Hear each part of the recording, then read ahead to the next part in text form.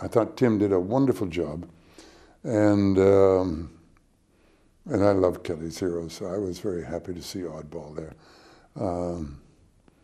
And The Dirty Dozen. It changed my life, The Dirty Dozen, because Clint Walker, who was supposed to play that part, we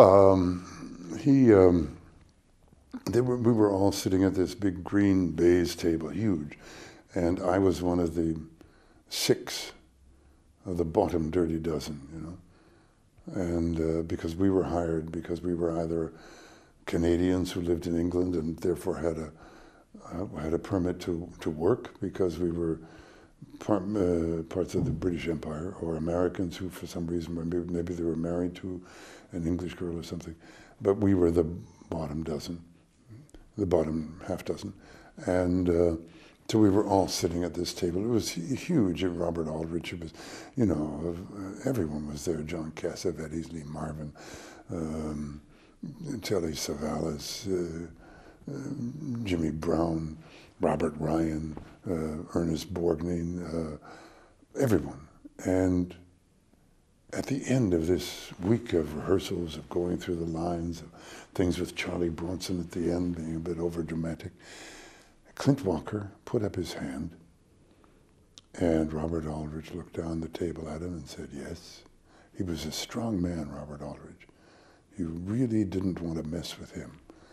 And he stuck up his hand, Clint, and he said, Mr. Aldrich, as a star in North America, and as a representative of the North American, Native American, Indian people, I think it's silly of me to do this stupid scene where I have to pretend to be a general.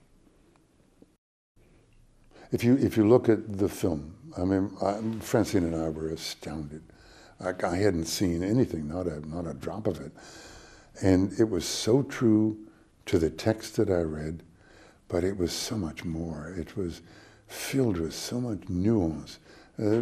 Performers like Tom and Gabriella, and the stuff that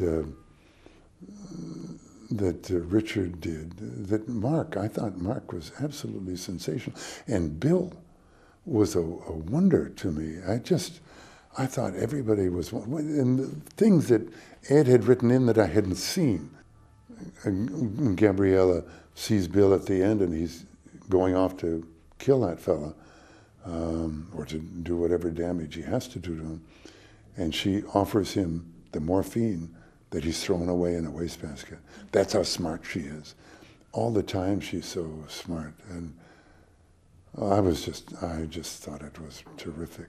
I read something, you can confirm if it's true or not, that each of your children has... A lie. Is it a lie? Has a name as a reference to I have no idea what you're going to say. I read that each of your children has in their name is a reference to one of your directors. Is that correct? Yes. Tell me. Well, except Rachel. No, Rachel's got my mother. Yes,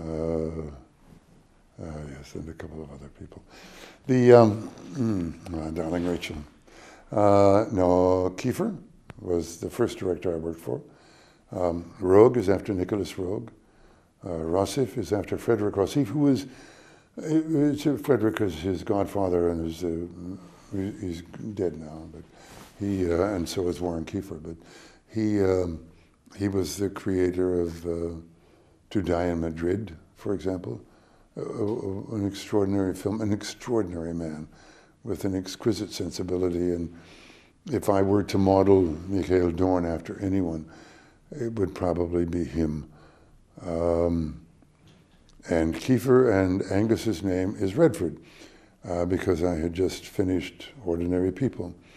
And Francine had baby Redford in her arm, and she went to school with Rossif, who was 4. And the teacher said, oh, what a cute little baby. What is his name? And Francine said, Redford. And the teacher said, you can't call a child Redford. And I said, what do you mean you can't call him? Francine said, we can't call him Redford. So for a year, he was called Bonbon. Bonbon Sutherland. It's on his passport.